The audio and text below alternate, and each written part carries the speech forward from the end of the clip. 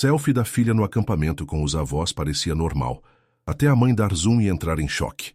Mariana trabalhava como enfermeira em um hospital público na cidade de São Paulo. Conhecida por sua competência e dedicação, ela era respeitada entre colegas e pacientes. Mãe solteira, dividia seu tempo entre plantões exaustivos e os cuidados com Júlia, sua filha de 12 anos. Apesar da rotina desgastante, sempre encontrava forças para proporcionar o melhor para a menina. Nos últimos 5 anos, desde que o pai de Júlia abandonara a família, Mariana assumira sozinha todas as responsabilidades. A determinação da enfermeira era admirável, nunca permitindo que os desafios financeiros ou o cansaço interferissem na qualidade da educação e dos cuidados dedicados à filha. Naquela manhã de quinta-feira, Mariana chegou ao hospital às 7 em ponto. Entrou direto para a troca de plantão e recebeu as informações dos pacientes que ficaram sob seus cuidados. A enfermaria estava lotada, com doentes em estado grave, exigindo atenção constante. Ela verificou os prontuários, organizou a medicação e iniciou a distribuição de remédios. O hospital estadual onde trabalhava era conhecido por suas condições precárias, com falta constante de pessoal e excesso de pacientes. Mesmo assim, Mariana executava suas funções com precisão impressionante, nunca deixando transparecer o cansaço acumulado de noites mal dormidas e responsabilidades extras. Seus colegas frequentemente comentavam como ela conseguia manter o profissionalismo e a eficiência, mesmo nas situações mais estressantes. Durante uma breve pausa, Mariana verificou o celular. Havia uma foto recém-enviada por Júlia. A menina tinha ido para um acampamento de férias com os avós maternos em uma pequena cidade no interior de São Paulo, próximo à Serra da Mantiqueira. Júlia adorava passar tempo com os avós, especialmente naquele refúgio natural onde podiam pescar, fazer trilhas e observar pássaros. O acampamento Verde Vida era um dos poucos lugares no estado que ainda mantinha áreas preservadas de Mata Atlântica, com trilhas ecológicas e atividades educativas sobre preservação ambiental. Os avós de Júlia, Fernando e Helena, frequentavam o local há mais de 20 anos e conheciam bem cada canto daquele paraíso natural. Era o 3º ano consecutivo que levavam a neta para passar parte das férias escolares de janeiro longe da agitação da capital paulista. A selfie mostrava Júlia sorrindo ao lado do avô.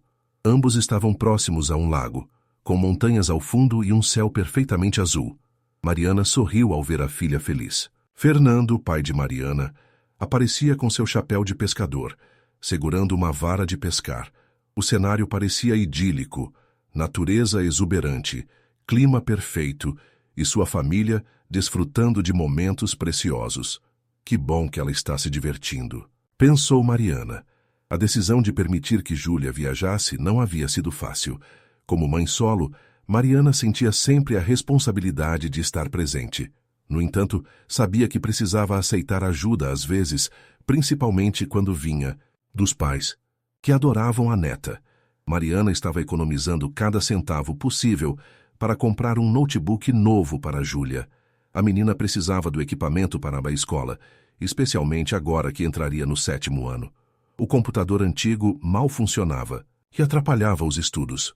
Os professores exigiam trabalhos digitados e pesquisas online que Júlia não conseguia fazer adequadamente. O colégio onde Júlia estudava havia implementado um novo sistema de ensino híbrido, com atividades presenciais e online, tornando o computador não apenas útil, mas essencial para o desempenho acadêmico.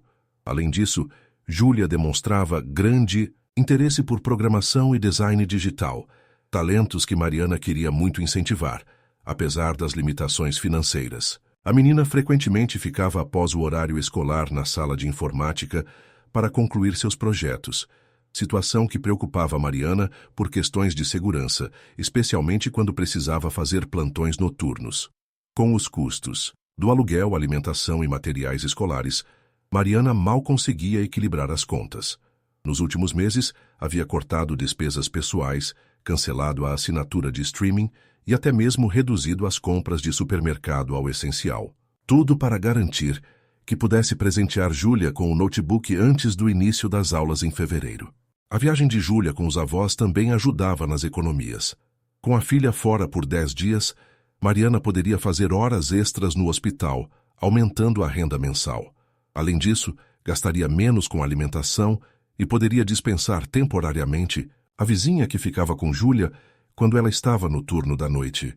Mariana havia calculado meticulosamente quanto conseguiria economizar naqueles 10 dias. As horas extras no setor de emergência eram remuneradas com adicional de 50%, e ela já havia se inscrito para cobrir 4 plantões extras de 12 horas cada. Somando a economia com alimentação e o pagamento da vizinha, ela estimava que conseguiria juntar quase metade do valor necessário para o notebook que Júlia tanto precisava. O restante viria do 13º salário que havia guardado e de um pequeno empréstimo que a supervisora do hospital, Débora, oferecera sem juros. A aquisição do computador representaria um sacrifício financeiro significativo, mas Mariana considerava um investimento essencial no futuro da filha. Voltando à foto enviada pela filha, Mariana sentiu um aperto no peito. A saudade já batia forte mesmo com apenas 3 dias de separação. Ampliou a imagem para ver melhor o rosto de Júlia, observando como seus olhos brilhavam de alegria genuína. Foi nesse momento, ao dar zoom na foto, que Mariana notou algo estranho ao fundo. Entre as árvores que margeavam o lago, um pouco distante, de Júlia e seu avô, havia uma figura masculina parcialmente escondida. O homem usava boné escuro e óculos de sol, mas mesmo assim seu rosto parecia familiar.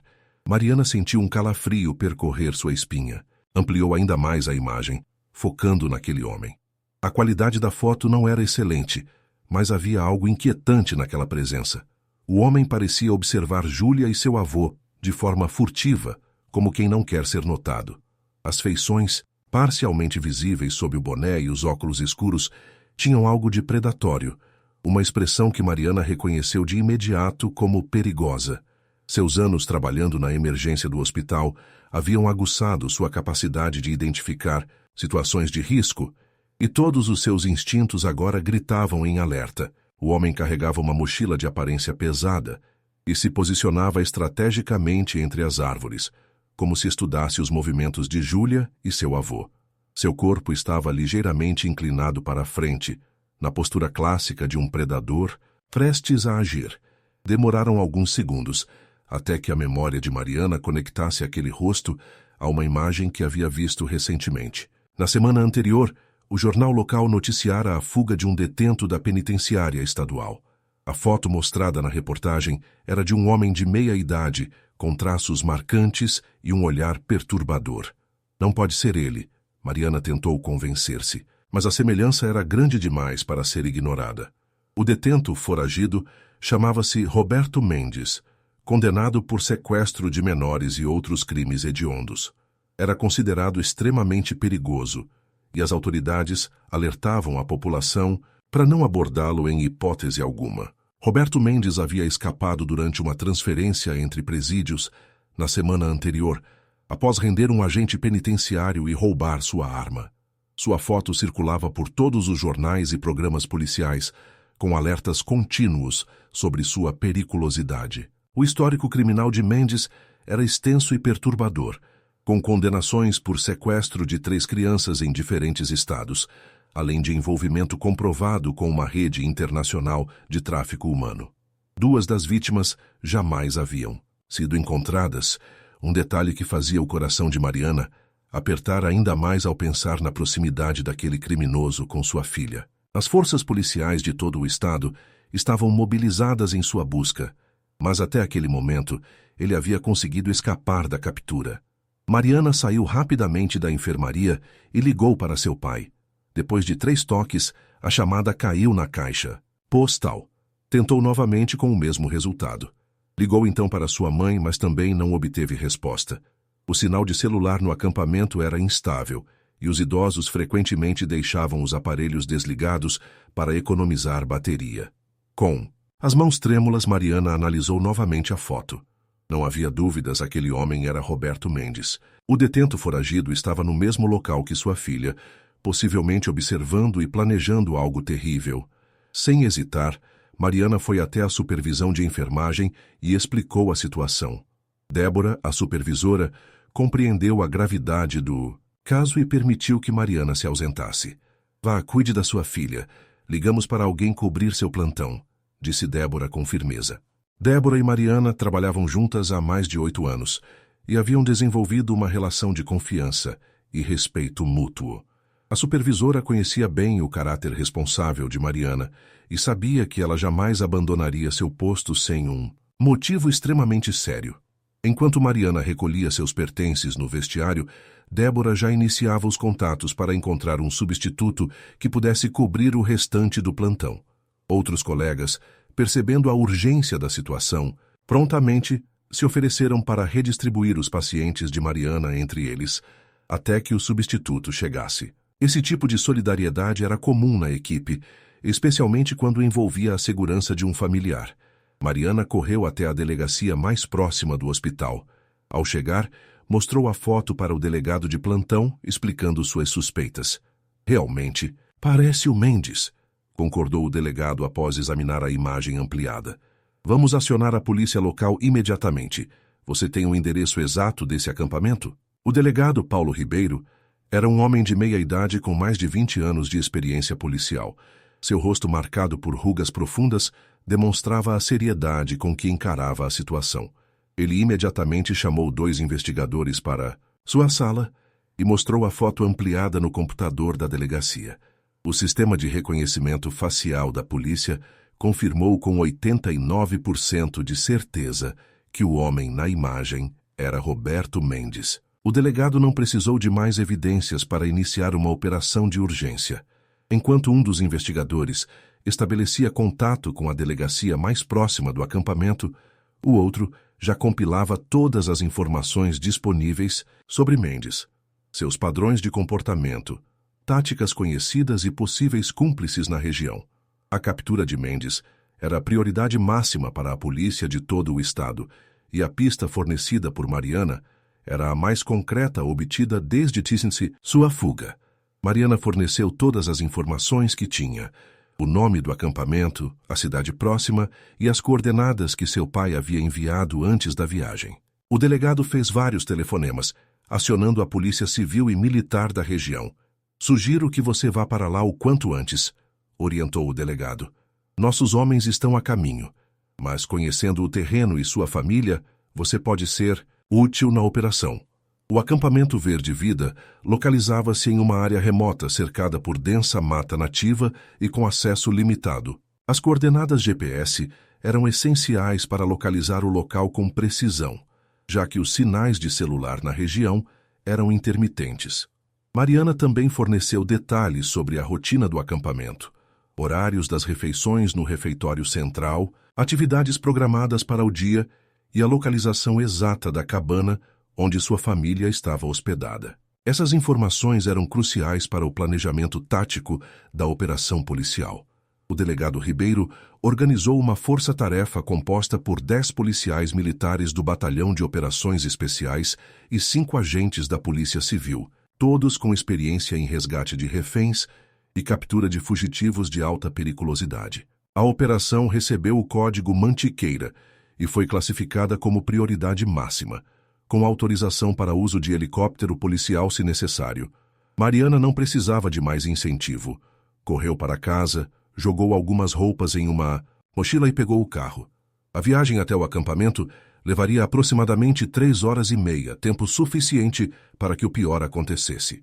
Tentou afastar pensamentos negativos enquanto dirigia bem acima do limite de velocidade. Durante o trajeto, Mariana continuou tentando contato com os pais. Finalmente, após dezenas de tentativas, seu pai atendeu. Pai, graças a Deus. Onde vocês estão? Júlia está com vocês? A voz de Fernando soou tranquila do outro lado da linha. Estamos bem, filha. Júlia está pescando com sua mãe na parte oeste do lago. O que aconteceu? O alívio momentâneo ao ouvir a voz do pai foi imediatamente substituído por uma nova onda de ansiedade. A parte oeste do lago era justamente a área mais isolada do acampamento, com densa vegetação circundante e poucas cabanas próximas. Era o local perfeito para uma abordagem sorrateira, longe de testemunhas. Fernando, um ex-funcionário público aposentado de 68 anos, Mantinha a calma característica que desenvolvera durante décadas trabalhando sob pressão. Sua voz pausada contrastava com a urgência da situação, e Mariana precisou conter o impulso de gritar ao telefone. O sinal telefônico oscilava, tornando a comunicação ainda mais angustiante. Cada segundo de silêncio na linha parecia uma eternidade para Mariana, que dirigia na velocidade máxima permitida pela estrada sinuosa que cortava a Serra da Mantiqueira. Mariana explicou rapidamente sobre o homem na foto e as suspeitas da polícia. Seu pai ficou em silêncio por alguns segundos, absorvendo a gravidade da situação. Não notamos nada de estranho, mas vou ficar atento. Vamos voltar para a cabana. Agora mesmo e trancar tudo. A polícia já está a caminho. Sim, estão indo para aí e eu também. Pai, não saiam da cabana por nada neste mundo, até que eu ou a polícia cheguem. E não comentem nada com Júlia para não assustá-la. Fernando era um homem pragmático e metódico. Apesar da notícia alarmante, ele manteve a compostura, formulando mentalmente um plano de ação imediato. Ele havia sido escoteiro na juventude e mantinha o hábito de avaliar rotas de fuga e pontos seguros em qualquer ambiente. A cabana que haviam alugado possuía apenas 2 entradas, a porta principal e uma janela nos fundos que dava para uma pequena varanda. Ambas poderiam ser trancadas e reforçadas com móveis. O telefone via satélite, que sempre levava para emergências, estava carregado e operacional. Helena, sua esposa, tinha um histórico militar na família e sabia manejar o canivete suíço que Fernando sempre carregava. Essas pequenas vantagens poderiam fazer grande diferença se confrontados com uma ameaça antes da chegada do socorro. Mantendo a voz baixa para não alertar Júlia, Fernando passou instruções precisas para Helena, que imediatamente compreendeu a gravidade da situação. A experiência de vida do casal, somados anos de trabalho com gerenciamento de crises em suas respectivas carreiras, permitiu-lhes agir com eficiência e discrição. Fernando concordou e desligou. Mariana pisou ainda mais fundo no acelerador, enquanto ligava para o delegado atualizando-o sobre a situação. O acampamento Verde Vida ficava às margens de uma represa, cercado por densa vegetação e montanhas. Era um local pacato, frequentado principalmente por famílias e pescadores amadores. Havia cerca de 20 cabanas espalhadas pelo terreno, além de uma área comum com refeitório e salão de jogos.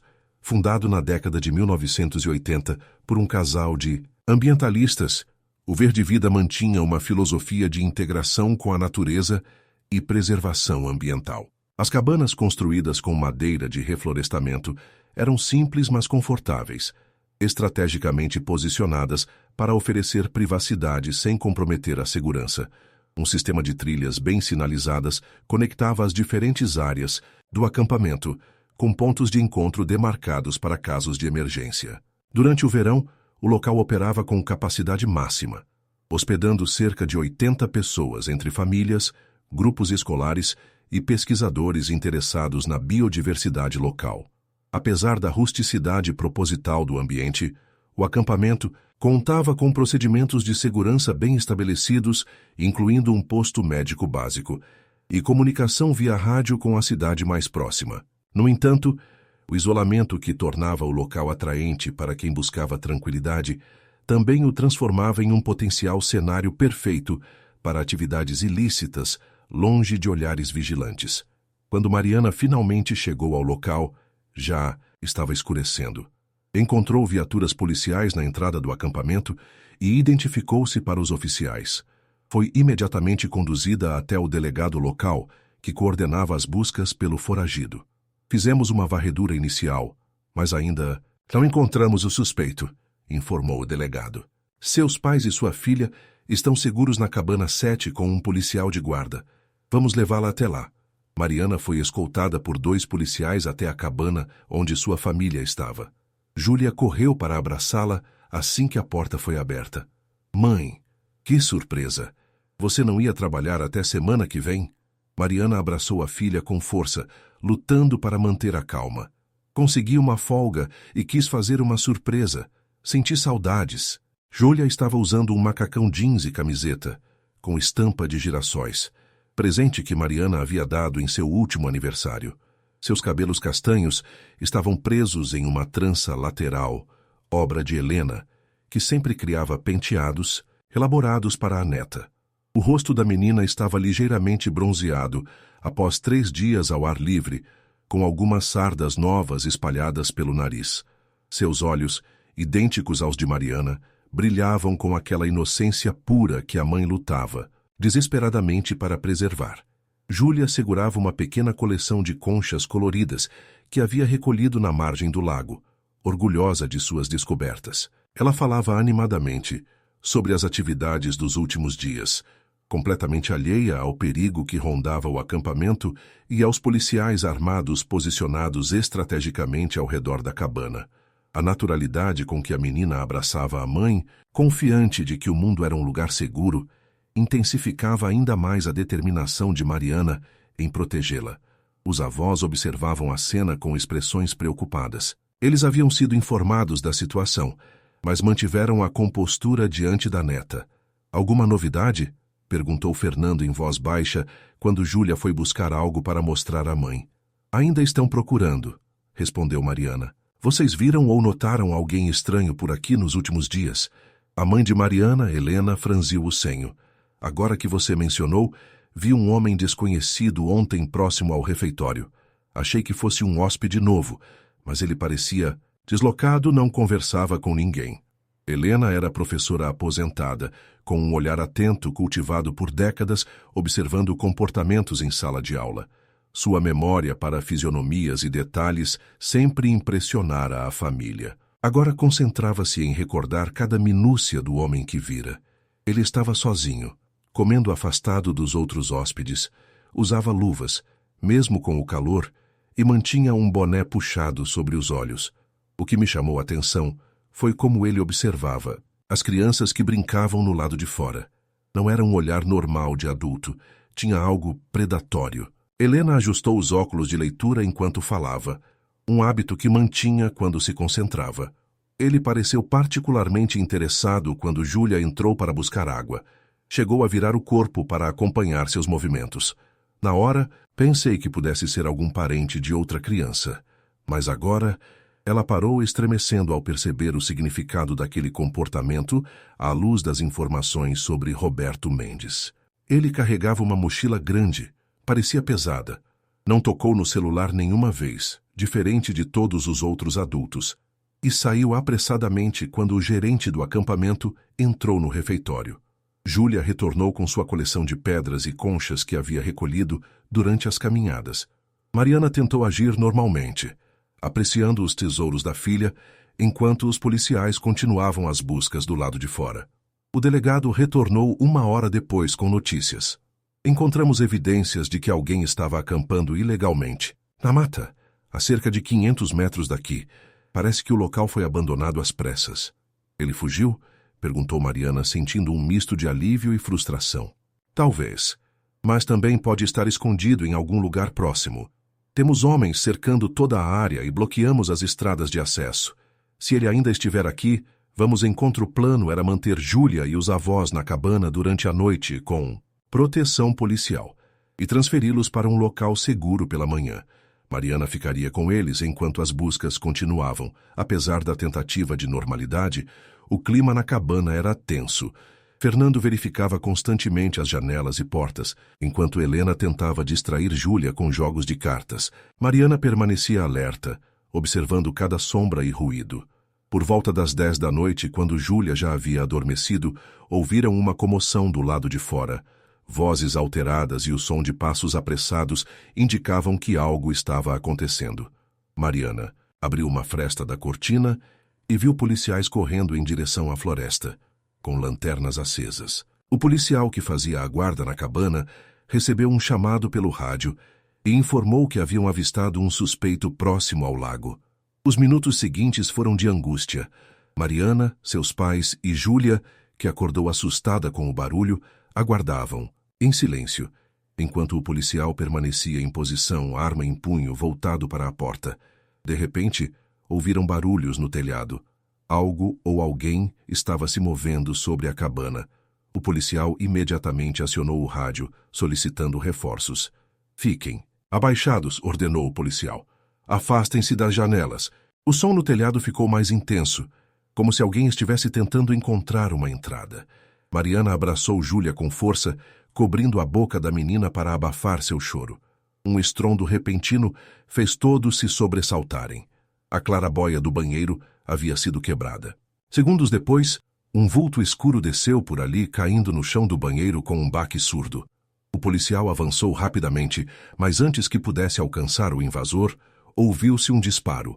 O policial cambaleou para trás, atingido no ombro. Fernando pulou sobre o agressor, tentando detê-lo, mas recebeu um golpe forte na cabeça, caindo desacordado.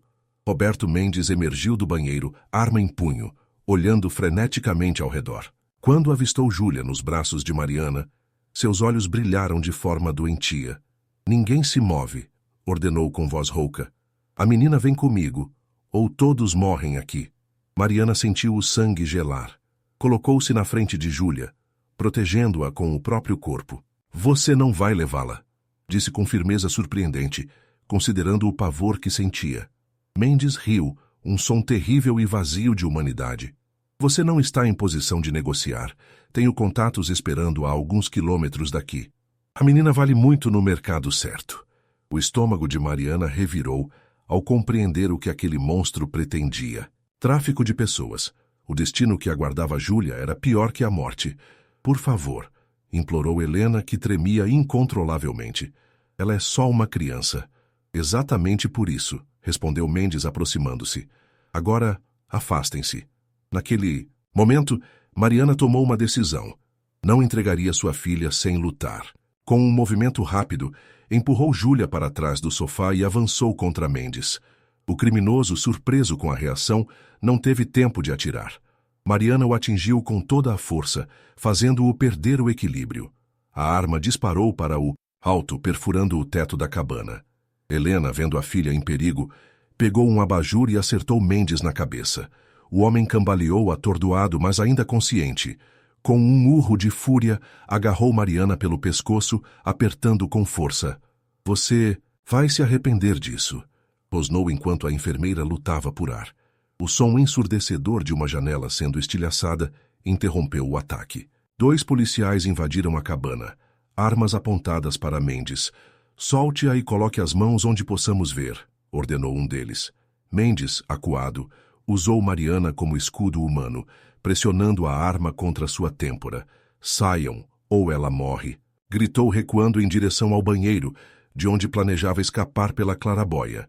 O que Mendes não percebeu foi que o policial ferido, ainda consciente, havia se arrastado silenciosamente até uma posição estratégica. Quando o criminoso passou perto dele, o oficial, reunindo suas últimas forças, agarrou-lhe as pernas, derrubando-o. Mariana conseguiu se libertar, e os policiais imediatamente dominaram Mendes, desarmando-o e algemando-o. O criminoso ainda tentou resistir, mas foi subjugado rapidamente. "Está tudo bem agora", disse um dos policiais, enquanto o outro chamava uma ambulância pelo rádio. "Ele não vai mais machucar ninguém." Júlia saiu de seu esconderijo e correu para os braços da mãe. Mariana a abraçou com força, lágrimas de alívio escorrendo pelo rosto. Fernando estava sendo atendido por Helena, que aplicava compressas, frias em sua têmpora inchada. "Você foi muito corajosa, mãe", sussurrou Júlia, ainda tremendo. Mariana apenas balançou a cabeça, incapaz de falar. A realidade do que quase acontecera finalmente a atingiu em toda a sua intensidade. As horas seguintes foram caóticas. Ambulâncias chegaram para atender os feridos. O policial baleado foi levado às pressas para o hospital mais próximo, mas seu ferimento não era grave. Fernando recebeu alguns pontos na cabeça, mas estava bem. Roberto Mendes foi levado sob forte escolta policial. Durante o interrogatório preliminar, descobriu-se que ele fazia parte de uma rede de tráfico humano que operava na região. Suas confissões levariam ao desmantelamento de toda a organização nas semanas seguintes. Mariana, Júlia e os avós foram levados para prestar depoimentos e depois hospedados em uma pousada na cidade, já que a cabana estava interditada como cena do crime. Na manhã seguinte, o delegado veio pessoalmente agradecer a Mariana. "Se não fosse por sua atenção ao detalhe naquela foto, poderíamos estar diante de uma tragédia ainda maior", disse ele. "Sua filha não foi a primeira criança que Mendes observou aqui. Encontramos em seu esconderijo fotos de outras 3 Crianças que estão no acampamento.